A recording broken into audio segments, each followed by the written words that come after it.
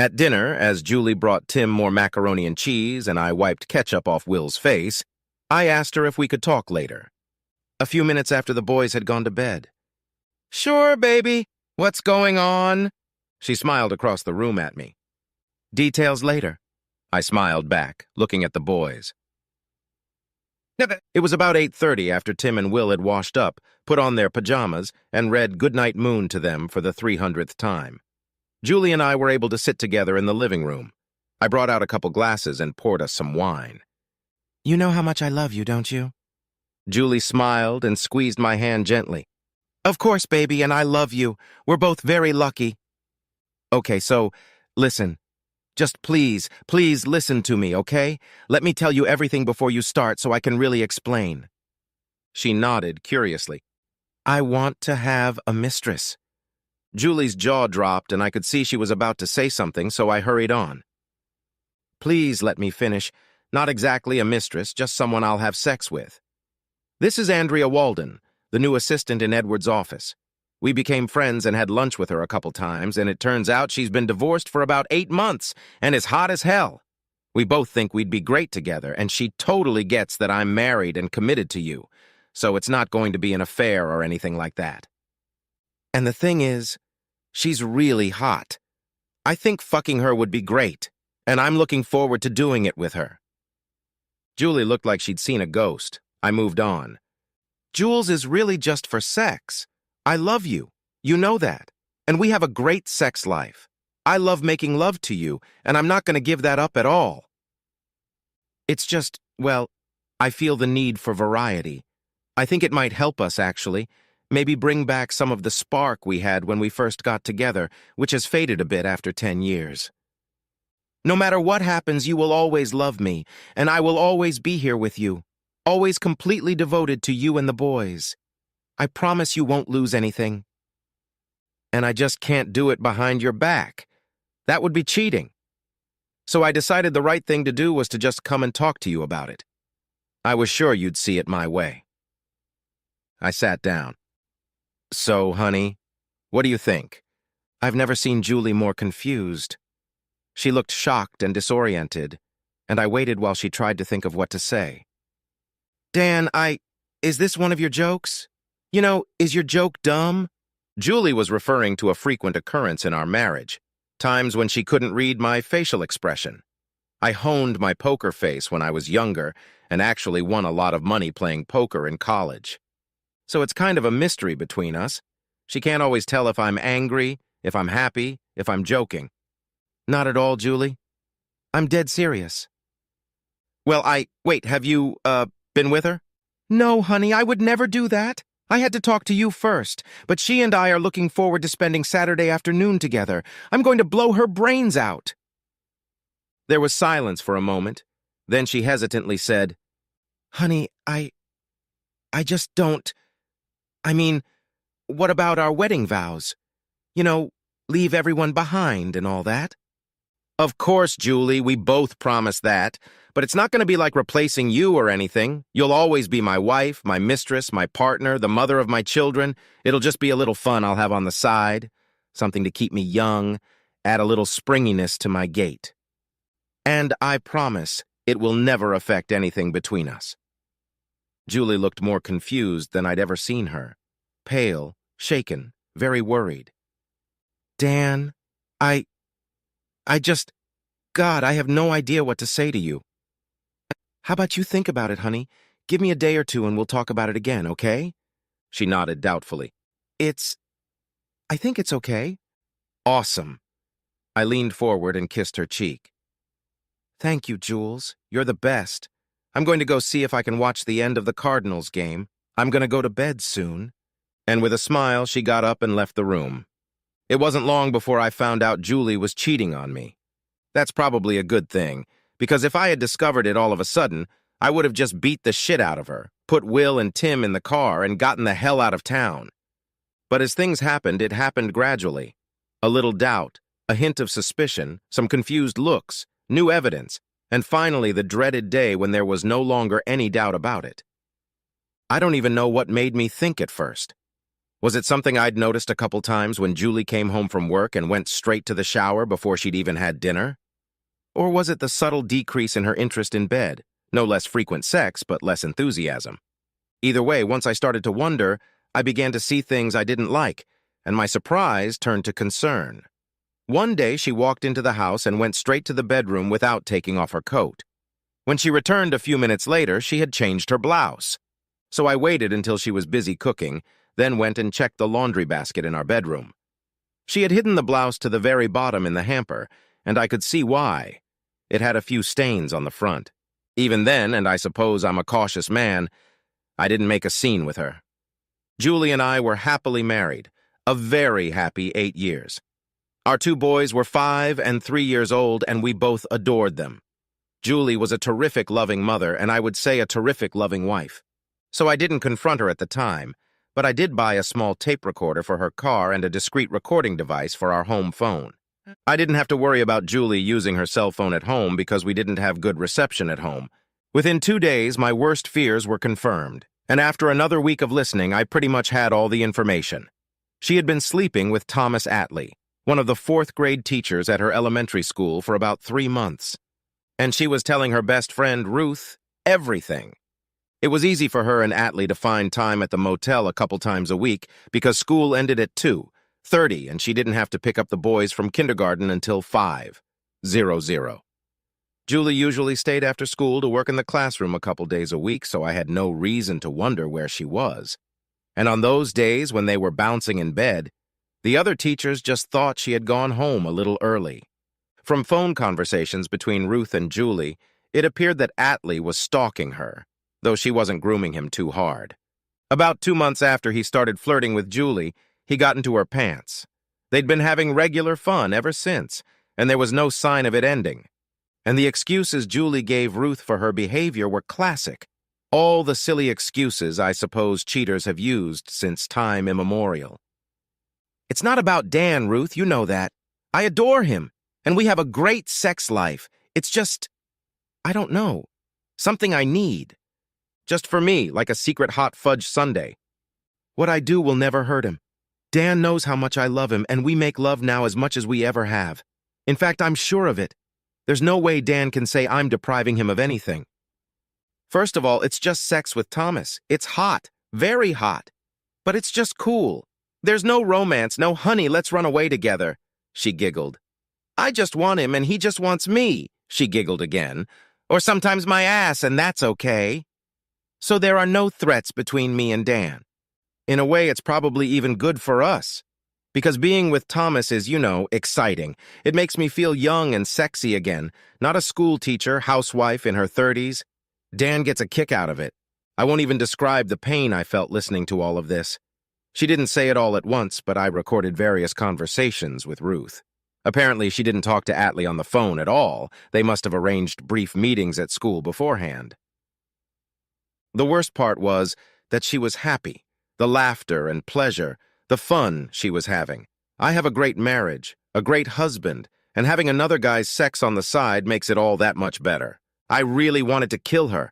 I wanted to embarrass her at Thanksgiving in front of the whole family, or take pictures of her sleeping with Atlee and put on a slideshow for the Parent-Teacher Association. I wanted to go away with Tim and Will and leave her in an empty house, wondering if she'd ever see us again. I was having truly miserable days, and I couldn't completely hide my feelings. Even Julie noticed. She kept asking me why I was so depressed and trying to cheer me up. She made me peach cobbler, she got a babysitter and went to the movies with me. She even arranged for her mom to have the boys over for a sleepover Saturday night. She bought a sexy black nightie and a bottle of champagne and gave me a night of seduction and sex. My sick and angry heart didn't stop me from enjoying the 3 rounds of sex we had that night. I don't know what was in her head. Mine was, this is my slut of a wife, but she still seems to love me and want me to be happy, so I might as well enjoy what I get. But did it make me feel better about what was going on? About being a cuckold? Hell no. When I came in for breakfast the day after I told her about Andrea, Julie had changed. She got up very early and not only made the usual breakfast for the kids, but she made eggs, bacon, and pancakes for me. When I walked into the kitchen, she smiled at me, brought me a cup of coffee, and gave me a long, loving kiss. But the look in her eyes was timid, even frightened. "Good morning, Julie. Thanks for the coffee. The big breakfast looks great." She smiled happily. "Oh, I just thought you needed to get a little healthier. I don't want you to waste your energy on anything." I thought she was going to go upstairs and get the boys out of bed, but instead she plopped on my lap and wrapped her arms around my neck. "Got some time? I think you might like what's under that shirt." I opened it and found her naked underneath. Without saying a word, I took her in my arms and made my way to the couch in the living room, where I laid her on her back and pulled down my pants.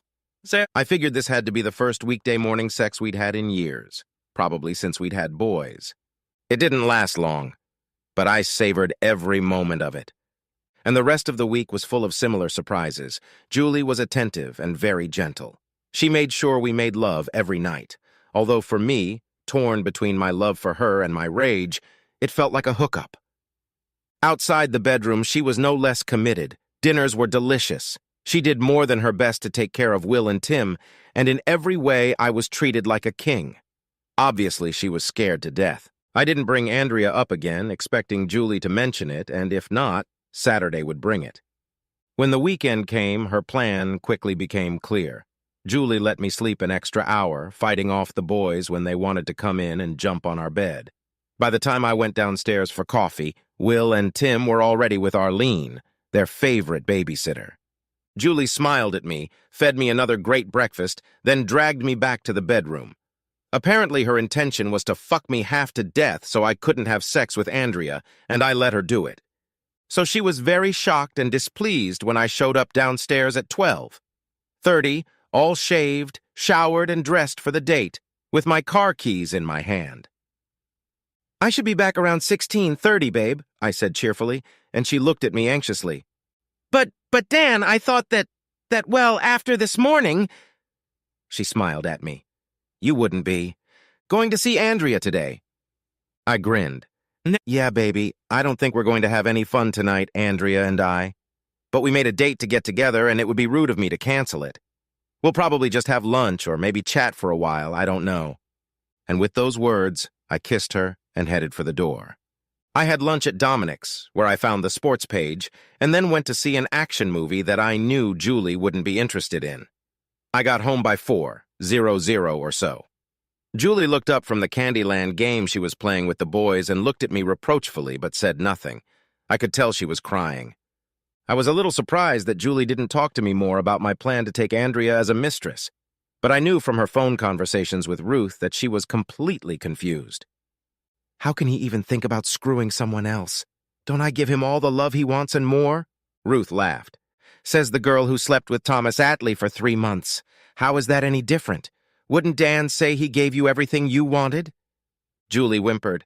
I know, but it was, I don't know, harmless. You know, casual sex. It didn't mean anything. It was just for fun." "But if Dan starts having sex with Andrea, he said she was incredibly hot. What if he chose her over me? We've been together 10 years. How can I compete with someone so young?" Ruth didn't let her off the hook. "You mean like Dan can't compete with Thomas?" "Damn it, Ruth. Whose side are you on? I'm really suffering here, and I have no idea what to do." All right, dear," Ruth said soothingly. "Of course I'm on your side. But you must see that what Dan plans to do is pretty much the same as what you're doing." "I know," Julie said sullenly. There was silence. "Well, I've made up my mind about one thing. I'm done with Thomas. I told him yesterday in the teacher's lounge. Sometimes I can't even believe I let it happen in the first place." Ruth snorted. "Let it happen? Julie, you say it looks like an accident, like you crumpled a fender or something. You've been sleeping with this guy for 3 months. Oh, shut up! What kind of friend are you?" Julie yelled, and there was a loud pop as she hung up the phone. Monday around 4 p.m., I looked up and saw a very angry Andrea Walden standing in front of my desk. "Is your wife a fucking psychopath or what?" Stunned, I got up to close my office door, then politely asked Andrea to sit down and tell me what was going on. About half an hour ago, a woman walked into my office and asked if I was Andrea. When I said yes, She leaned over my desk, jabbed her finger in my face, and told me that she was your wife and that I needed to stay away from you. I laughed out loud, then quickly stopped when I saw Andrea's furious look. I'm sorry, I'll explain everything. What did you say to her? I said I had no idea what she was talking about because I had no idea what she was talking about. Did she leave? No, she started yelling at me. You were her husband. She loved you, and I had no right to break up your marriage. After about a minute of this crap, I picked up the phone and told her I would call security if she wasn't out of my office in 10 seconds. So she left, but not before telling me one last, I'm warning you. What the hell is going on here, Dan? I'm so sorry, Andrea. I never imagined this could happen. I quickly informed her that I had discovered Julie was cheating on me, and before I could continue, she interrupted me. So what the hell are you playing at? Why don't you just dump the bitch and get on with your life? I sighed. This is a hard one. My parents split up when I was a kid, and it was a terrible time. My mom moved far away. We had to start at a new school. We hardly ever saw my dad. Just trust me, it sucks, and I really don't want to do it with Will and Tim, not if there's a way to avoid it. And then, well, simply put, I still love that stupid girl. She was a selfish little fool, but I know she loves me. I told Andrea about the phone conversations I've been listening to for weeks. I don't know if we can get through this. Sometimes I'm so angry I can't see things, but I wasn't ready to just throw her ass out. Andrea looked thoughtful. How exactly did I get into all this? I laughed again. Please forgive me. I decided to shake her a little. Last week I told Julie that we were going to start an affair. What kind? Smiling, I told her the rest of the conversation. Okay, I guess, but why me? She smiled involuntarily. Okay, this question is a simple one. You are by far the most attractive woman in the building, Andrea. There isn't a real man here who wouldn't want to take you to bed. I've mentioned you a couple times to Julie before, and she had a good idea how hot you are. Andrea smiled and seemed to blush a little. What a lovely thing to say, Dan. I don't mind hearing it, though. So what are you going to do now? To tell you the truth, my plan hasn't fully matured yet. I never thought she'd come in here and get so hysterical with you. Obviously, the thought of me with someone else has really freaked her out. She's already finished her affair, and she'll obviously know that you'll come in and tell me about her little visit today. So I imagine that, when I get home, she'll explain to me why our relationship with you will reflect badly on our marriage. Though how she'll manage to say it with a serious face is unclear to me. Still smiling, Andrea walked to the door. Just before it opened, she turned to face me. Well, keep me posted, okay? I seem to have found myself at the center of all this thanks to your overactive imagination. And Dan? She winked at me. Let me know when we start our novel. I don't want to miss it. Julie was in thought when I entered the kitchen. A startled expression appeared on her face, but I ignored it. Hi, honey, I said, and kissed her cheek. How are the guys? They're fine. They're inside watching Barney. Listen, Julie, I want to... She interrupted me. How about we put this conversation on hold for later, okay? A couple hours later, when I turned off the lights in the boys' room and stepped out into the hallway, I was met by Julie, dressed in the sexiest of nightgowns, and with a determined look on her face. Without saying a word, she kissed me hard, snuggling up to me tightly, and then led me by the hand to the bedroom. When we got there, I wasn't as ready to play as she had hoped. I kicked off my shoes, settled myself at the headboard of the bed, and said, Anything to say about today's little outing? Oh, Dan, could we talk about it later? She slid down beside me and started kissing my neck while she tried to get into my pants with one hand. No, I said. I think this is a good time to talk. I gently pulled her away from me. Okay, honey, she said, visibly displeased. I waited. I assume Andrea told you about my visit. Uh-huh. Another pause. Well, I've been thinking about it, about what you told me last week. And I finally decided that I just couldn't do it. I couldn't let you start sleeping with someone else. So I went in there to tell Andrea to leave my man alone. That was it. And she pretended like she didn't know what I was talking about, so I got pissed. Why can't I fuck Andrea," I said calmly. "I thought I explained to you all the fun it would be for me and it wouldn't hurt you or change anything between us. You know I love you, Julie. So what's the big deal? I've watched her struggle. She was in a desperate situation and I loved every minute of it." "Dan," she said seriously, looking at me pleadingly, "it's just wrong, that's all. We're married, and the only person you should be having sex with is me. What if you fall in love with her? What if if sex with her is hotter? God, she's beautiful. I saw her today. Those breasts and her legs. Honey, even if sex with her is better, it won't change anything between us. We have kids and a whole life to live together. I just don't understand what you're worried about." With a smile, I brushed off some of the apologies I had heard her make to Ruth on the phone weeks earlier. "First of all, it's just sex. It's going to be hot, very hot, but it's just cool. No romance, no honey, let's run away together.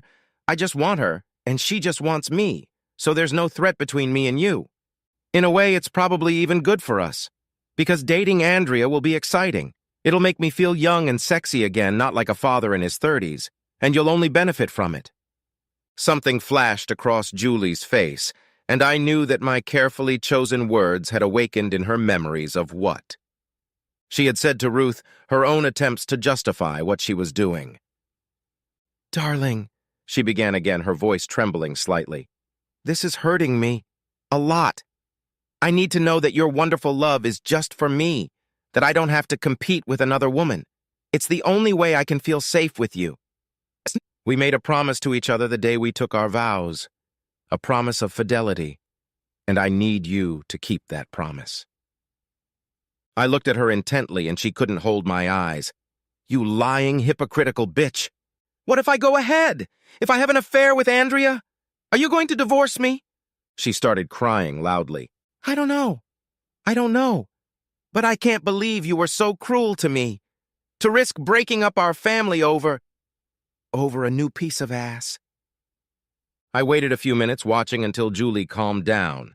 Then I said, "Look, before I go on about Andrea, how about we consult an expert? I know a guy who knows all about adultery. What do you say we go to him and get his opinion?" She nodded, looking a little less devastated. "If you think it will help, Dan, I'm willing to talk to anyone who can help me convince you that this is a bad idea." "What's his name?" "Thomas Atlee," I said, looking at her face. Her jaw dropped, and she went pale just looking at me. Without saying a word, I stood up and walked out of the bedroom. I slept surprisingly well in the guest room. The next morning, I was completely normal to Julie, completely calm and cheerful. She, on the other hand, was a wreck. She looked terrible, with deep circles under her eyes, and she paced around the kitchen like a ghost, unable to speak to me or even look me in the eye. And so it was that night at dinner. I didn't refer to Atlee or any of our previous conversations. I was polite and friendly with Julie, and my usual behavior with the boys. Julie spoke to me as little as possible in a muffled voice just above a whisper. She seemed completely terrified. Even Will was beginning to notice. He said, "Mom, why are you talking so quietly?" in an annoyed voice that startled her. After the boys went to bed, I relaxed and watched the ball game, noticing that Julie poked her head into the room to look at me, even though she thought I couldn't see her. But she didn't say a word. The next day at work, I returned from a noon meeting and found an envelope on my desk, written in the neat handwriting of Julie's fourth-grade teacher, addressed to "My dear husband, Dan." The letter was neatly written, too. Knowing my wife, she probably wrote several drafts before writing the final version. "Dear Dan, I can't begin to tell you how ashamed I am of my selfish, thoughtless behavior. Your conversation with me about the affair with Andrea made me realize how painful it will be for me and how unforgivable my affair with Thomas was. You threw all my superficial reasoning in my face, and now I see how false and ridiculous it is. There is nothing that can justify me having sex with anyone but you and ever.